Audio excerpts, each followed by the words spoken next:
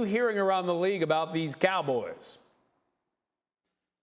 Well, teams and execs I talked to are still high on the Cowboys, believe that they would be the favorite in the NFC East if they were to start today, with Philadelphia pushing them pound for pound. But there are a few reasons why teams are high on the Cowboys. Dak Prescott is healthy, so he should have a better season. CeeDee Lamb is considered a high-end talent that could be a top 10 receiver by the end of the year. And then you have guys like Micah Parsons, on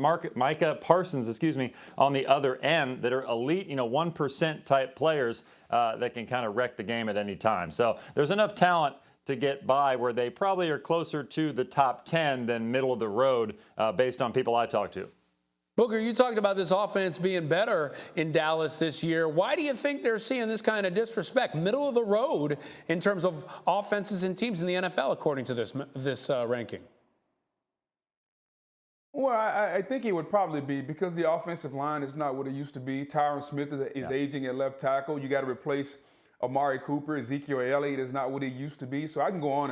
And so I can understand on paper when we look at these teams and say, this is who we think they're going to be. And let's not forget, we're just a year or so removed from this defense being absolutely terrible. But I think the continued improvement under Dan Quinn, I think the continued improvement of Dak Prescott and just the overall, sometimes it's about mindset and it's about having to go out and prove something. I think the Cowboys, especially Dak Prescott, they have something to prove, especially from people on this network. Like, we continue to bash Dak, and trust me, I think he hears it. And a motivated Dak Prescott and a motivated CeeDee Lamb is something I want to see come September.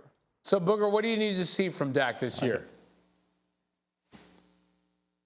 Well, I think if you're Dak, you have to go back to doing what made you a guy the Cowboys wanted to pay $40 million, which is really simple, which is be a playmaker. Remember that Bills-Chiefs game we saw in the postseason where we saw Mahomes and Allen in and out of the pocket making plays? Like, we saw that from Dak game one against the Buccaneers down here in Tampa, but we didn't see a lot of that throughout the season. He needs to continue to be that mobile playmaker. He's an athletic quarterback. You're not a pocket passer, a guy that's going to stand still. Yes, you can throw from the pocket and you can do it very well, but use all of your assets. And one of his biggest assets is his legs. Get out of the pocket, move around, make plays down the field. You don't have to worry, and I get it.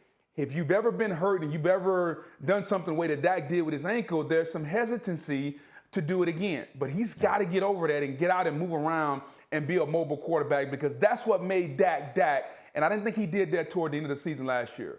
Yeah, with a year under his belt, back from that injury, maybe he'll be showing a little bit more of that. Thank you for watching ESPN on YouTube. For live streaming sports and premium content, subscribe to ESPN+.